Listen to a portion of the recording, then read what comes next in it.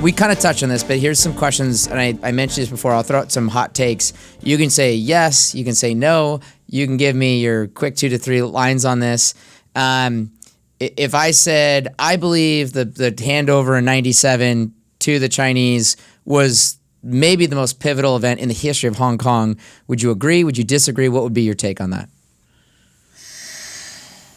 Not the most pivotal. Okay.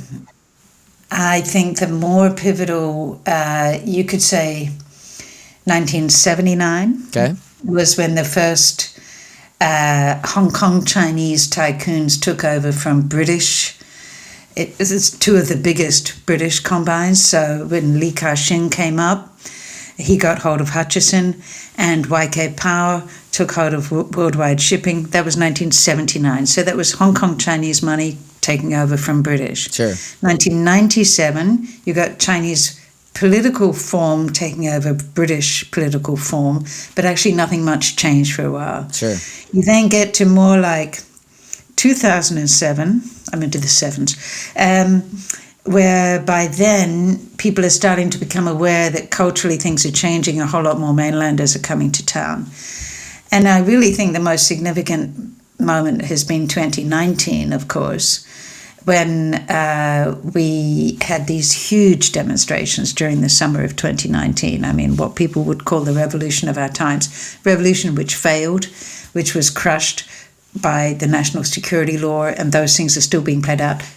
To me, that's the most significant, because it's when it really becomes clear, no, there's no room for maneuver here. Sure. This is how it is. You have that power. Well, and then COVID obviously crushed the head of the serpent on that subject. In other words, it took that to a finality. Let me ask you this one for kind of like our next hot take. And I think I'll put some intrigue into this. It'll be a one-word answer. Was a British national overseas passport ever British?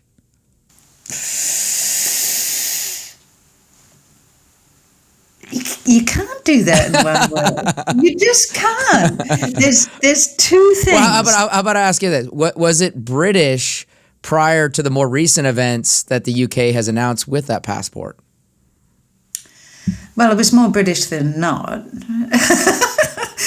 But no, because there's a distinction between citizenship and nationality. Sure. You can have nationality, but not the right to be a citizen, in Correct. other words, to live there. Okay.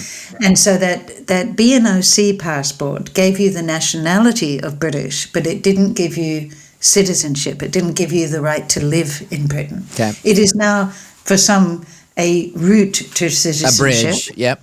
Yeah, but yeah, okay. Sorry, I couldn't do it in one word. It's okay, it's good.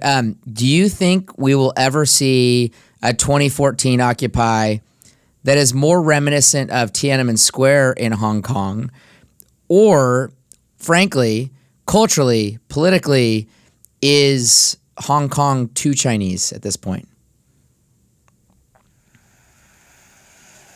I think the spirit of resistance, both in Hong Kong and amongst Hong Kongers all around the world, is so much stronger than people think, and it's really quite moving and inspiring. So do I think there is more resistance to Chinese rule of Hong Kong? Yes.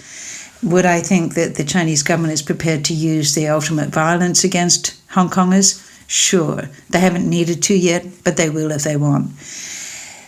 Is Hong Kong too Chinese? Well, its character is changing fundamentally, and has changed fundamentally in recent years, in that a lot more mainland Chinese are coming and settling and taking over the culture and the language and the power.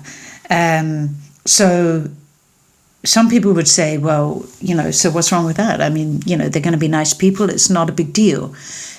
And in some ways, maybe that's okay. Maybe that's true. But the point is, the kind of people I'm talking about in the book, who have come from all over, from all different origins, and who are not necessarily ethnically Chinese at all, they don't have a place in that new China where if you're going to get ahead now in China, you have to have mainland contacts. You have to be right in with Beijing. You have to, in effect, be a mainlander. I asked a shipping tycoon recently, would the people I call my people, the people I'm talking about in my book, who are from all over the place, would they have a chance now to start with nothing and get ahead and make a new life? And the answer was no, you have to be a mainland. Interesting. All right, and you have this. A lot of this we're discussing now on kind of these hot takes. This is obviously in your final writing in the book, because your book really does an just incredible job of encompassing up to really the Cold War, and then you kind of put your thoughts to today later in the book. And the other person I'm a big fan of. I think the world of him as a business person, as a political leader, as a spiritual leader, etc. Will there ever be a Jimmy Lai again in the vein of the great businessmen or business patriarchs in Hong Kong? Will he be the last, in effect? Wow. I can't imagine that he'll be the last. What is exceptional about Jimmy is the extent to which his own life story is the life story of so very many Hong Kongers. Agree. Who came out of China with nothing, who started, in his case, literally on the factory floor, becomes a millionaire, and then finds his values and his ideals in not only democracy, also free market ideas. Yep. And is prepared to put his money where his mouth is. Now, that's the exceptional bit, that you get a guy who's super rich, who's a businessman, and is prepared to put all of that at risk, his money, for a cause that he believes in. And the number of people in the business world who've done that, you can count on the fingers of one hand in Hong Kong. Yeah. That's for sure. Yeah. Right. I mean, there's him, there's maybe one or two others. There's not a lot. Yeah. A lot of people were a bit more under the radar, who are very wealthy Hong Kongers and who are still there and who are absolutely still, you could say, fighting the good fight, who are supporting people like Jimmy, who are supporting whoever is still in Hong Kong and needs help for the fight for democracy. There are a lot of people under the radar. What is different about Jimmy, he was a very large figure in the business of Hong Kong, in manufacturing and media and much more. And he is such a public symbol, and he has been prepared to put himself personally at risk, and he has chosen, in effect, to put himself into jail. I mean, he knew it was coming. Yeah. He could have left. He chose not to. Yeah. To stay there as a public symbol. Now, I mean, it's a rare personality who can choose to do that. And yeah, I would like to believe there's more out there. Yeah. Absolutely. One, to your point, I mean, he's also a devout man of faith. So it's interesting to watch someone who believes that he just firmly believes faithfully in what he's doing. And to your point, that is so rare. I mean, where his life is at risk based on what he feels called to do for others, which is incredible. Yeah, absolutely. It's actually, my father was a church minister, and I argued with him for decades about everything. And I remember saying to him once, look, you can be a political dissident or, a democratic activist or something without having to be a person of God. Why do you need religion for that? Yeah.